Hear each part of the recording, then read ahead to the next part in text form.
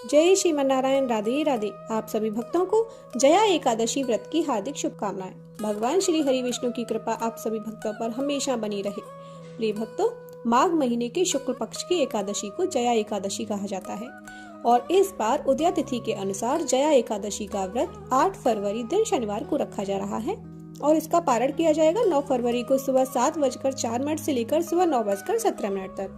अब हम पवित्र मन और सच्चे हृदय से भगवान श्री हरि विष्णु को नमन करते हुए उनके चरणों में बैठकर कथा का रसपान करेंगे और साथ में विष्णु चालीसा का पाठ भी करेंगे।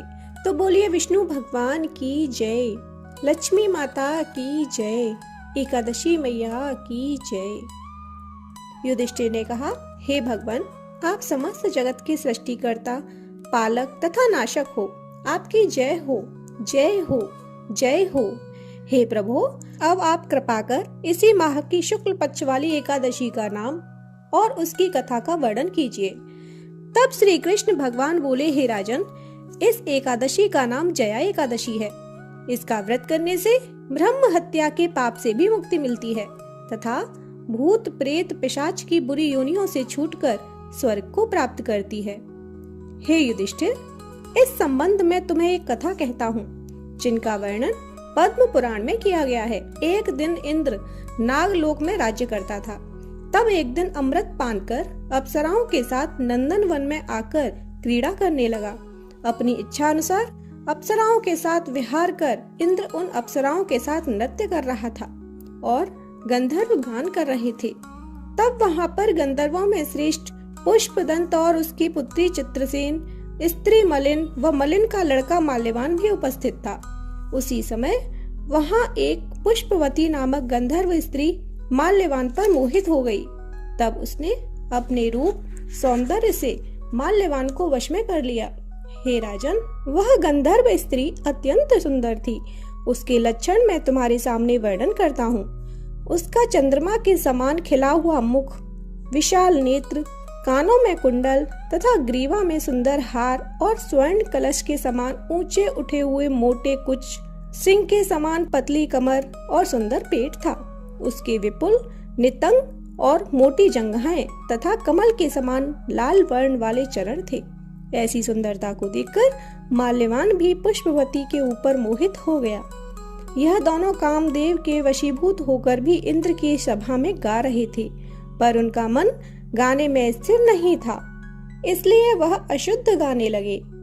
इंद्र ने उनकी भावनाओं को देखकर इनके इस प्रेम को समझ लिया था, किंतु उसने अपना अपमान हुआ जानकर इन दोनों को श्राप दिया कि तुम दोनों मृत्यु लोक में स्त्री पुरुष हो, पिशाच रूप धारण करो। तब वे दोनों इंद्र के श्राप से हिमालय पर्वत पर पिशाच रूप धारण कर स्त्री पुरुष के रूप में दुख भोगने लगे। उस समय उन्हें गंध, रस, स्पर्श इत्यादि का कुछ भी ज्ञान नहीं रहा। वह उस स्थान पर इतने दुखी थे कि उन्हें सर्दी के कारण निद्रा भी नहीं आती थी। एक दिन पिशाच ने अपनी रानी से कहा, हमने पूर्व जन्म में ऐसे कौन से कर्म किए हैं जिनके कारण हमें पिशाच योनि में इतने घोर कष्ट सहन करने पड़ रहे हैं।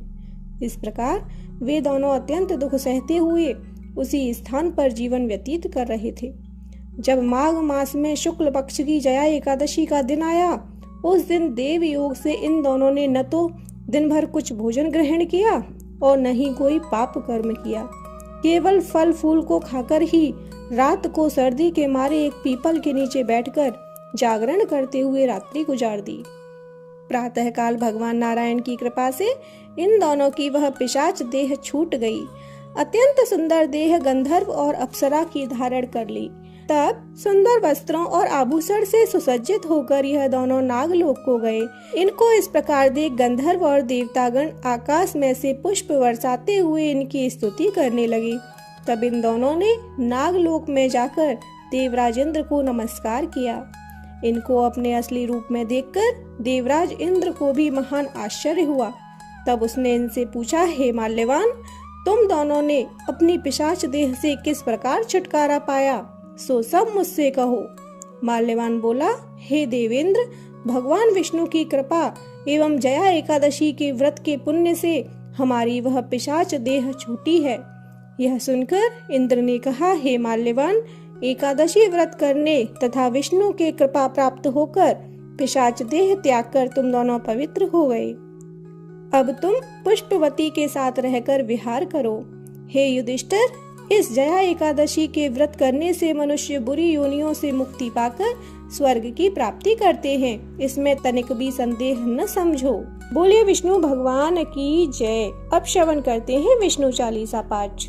विष्णु सुनिए विनय सेवक के चित लाय, कीरत कुछ वर्णन करो दीजे ज्ञान बताए। नमो विष्णु भगवान खरारे कष्ट न सावन अखिल बिहारी, प्रबल जगत में शक्ति तुम्हारी त्रिभुवन फैल रही उजियारी।